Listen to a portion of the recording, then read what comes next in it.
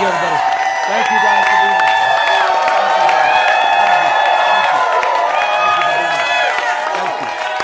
Thank you.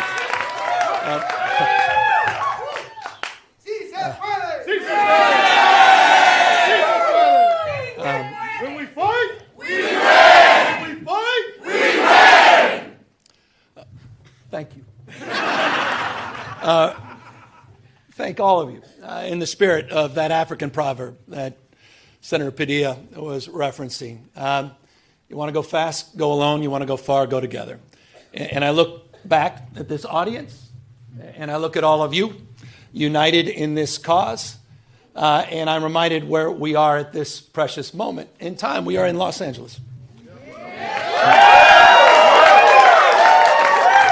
The most diverse city in the most diverse county, in the most diverse state, in the world's most diverse democracy. And I've long believed that the world looks to us, to all of you, to see that it's possible to live together and advance together and prosper together across every conceivable and imaginable difference. What makes LA great, what makes California great, and what makes the United States of America great is that at our best, we don't tolerate our diversity, we celebrate our diversity. And it's a point of pride because we're all in this together. Where are we? At Democracy Center. And right outside, at this exact moment, are dozens and dozens of ICE agents. Donald Trump, you think it's coincidental? No. Donald Trump and his minions, Tom Homan, tough guy, clearly decided, coincidentally or not, that this was a location to advance ICE arrests. Indiscriminate? Perhaps. We'll find out later. It was certainly indiscriminate when a 15-year-old disabled boy had a gun put to his head in Los Angeles trying to go to school just a few days ago. I met with a... I don't need to belabor this, except I want to level set. People are scared. People are fearful. You had a United States senator that was thrown down to the ground in a federal building. Alex Padilla. J.D. Vance's name is Alex Padilla, not Jose Padilla. That's the Vice President of the United States. There's another museum not so far away from us, talks about those 53 days. Some of you know what I'm referring to. Wake up, America. This is a serious moment. Wake up to what's going on. Wake up to the fear, the anxiety. Wake up to what's happening, not just here in Los Angeles, where we saw our streets militarized. We saw our due process rights thrown out the window. You heard the word disappeared. I was with a 12-year-old boy born in Oxnard, California, whose mother and father were disappeared. 20 years going to the same packing facility every single day. He didn't even know how to get back into his own home, into his own house. Had no brothers and sisters. He has now disappeared in an attempt to find his parents. That's Trump's America. That's the moment we're living in. So these are sober times. And so I'm deeply grateful to all of you for standing up and for being here today.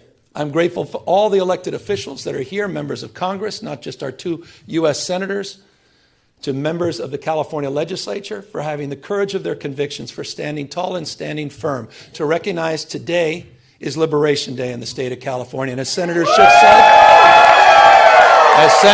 said, Donald Trump, you have poked the bear, and we will punch back. Here's the good thing about California, folks. We're the size of 21 state populations combined. We're the 4th largest economy in the world. We're not a small, isolated state. I know they say don't mess with Texas. Well, don't mess with the great Golden State. And so we're here with our state of mind, with the clarity of our purpose and conviction, to recognize that we need to reconcile the world we're living in. We do have agency. We're not bystanders in this world. We can shape the future, and that's what we intend to do today. We're here because Donald Trump, on January 6th, tried to light democracy on fire, tried to wreck this country, tried to steal an election, as Alex just said, by trying to dial in for 11, almost 12,000 votes. And here we are, in open and plain sight, before one vote is cast in the 2026 midterm election. And here he is once again trying to rig the system. He doesn't play by a different set of rules. He doesn't believe in the rules. And as a consequence, we need to disabuse ourselves of the way things have been done.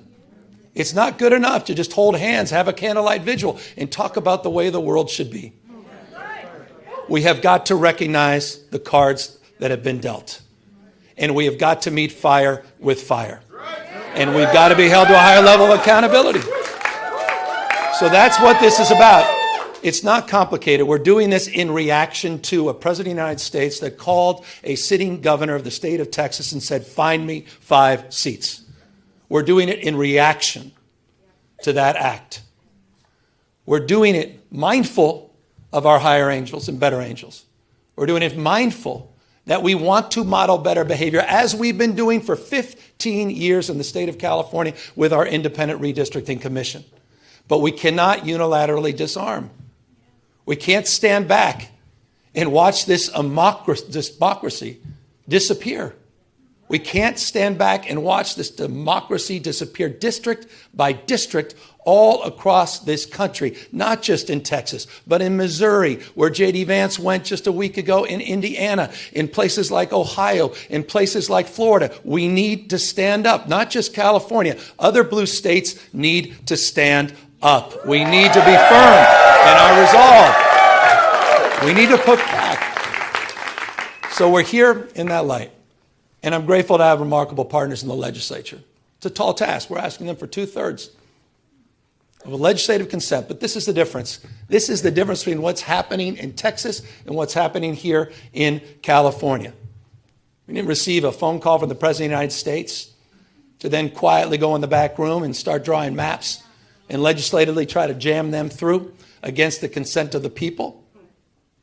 We're doing precisely the opposite. We're working through a very transparent, temporary, and public process.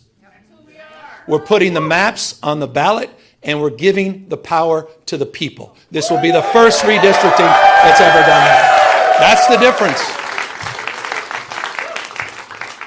We tried to raise the standards, and these guys are not playing by any set of rules. So this time requires us to act anew, not just think anew. And so I'm grateful to all of the remarkable leaders that have stepped up, this unifying effort here in the state of California. And we'll be asking for the people on November 4th, a special election, coinciding with a lot of local municipal elections, to provide a temporary pathway for congressional maps. We will affirm our commitment to the state independent redistricting after the 2030 census. But we're asking the voters for their consent to do midterm redistricting in 2026, 2028, and 2030 for the congressional maps, to respond to what's happening in Texas, to respond what Trump is trying to excite. And we'll do so in a way that also affirms our desire as a state to level the playing field all across the United States. We believe in a national independent redistricting framework. And we believe that's the right goal and the right thing to pursue. And I will just state for the fact, Zoe Lofgren, who runs our California delegation, she authored the bill. Democrats unanimously supported that National Independent Redistricting Commission. Republicans were nowhere to be found. They want to rig these elections, and they want the power that gerrymandering provides, because they know what Donald Trump knows. He's going to lose the midterms. He knows de facto his presidency ends in 17 months when Speaker Jeffries is back in office. He knows it. Why else would you try to rig the system? Why else would you make the phone call? He's a failed president. Who else sends ice? Same time, having a conversation like this. Someone who's weak. Someone who's broken. Someone whose weakness is masquerading as strength. The most unpopular president in modern history. An economy that's collapsing all around him. You saw the new wholesale prices going up almost a full percentage point today. Inflation is going up. Job creation is going down. He's trying to rewrite history, Smithsonian, censoring historical facts. And in the spirit of what Adam Schiff said, he's trying to put America in reverse on voting rights, civil rights, LGBTQ rights, on women's rights. He wants to bring us back to a pre-1960s world. That's what this is all about. It's about power. And I want to end on this. And we are about to give power back to the people.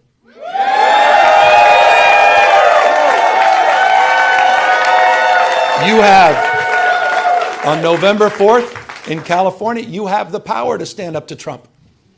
You have the power to declare that you support a system that is not rigged. You have the power on November 4th to stand up for people that are being bullied. You have the power to stand up for people that are being intimidated. You have the power to stand up to the rule of law. We're giving the people of this state the power to save democracy, not just in California, but all across the United States of America. I hope we are waking up to this reality. Wake up, America. Wake up to what Donald Trump is doing. Wake up to his assaults. Wake up to the assault on institutions and knowledge and history. Wake up to his war on science and public health. In his war against the American people. This is a guy who lays claim to want to get a Nobel Prize, sitting there and bending his knee to Mr. Putin. You have the power to straighten this out. And so I want to again just thank everybody for exercising not just their formal authority, yes, that's what we're doing, but also sharing their moral authority at this moment. I want to thank everybody for being here today, for being here tomorrow, and most importantly, we're counting on all of you on November 4th to be there for each other to win this election and stand up for our democracy. Thank you all very, very much. Thank you.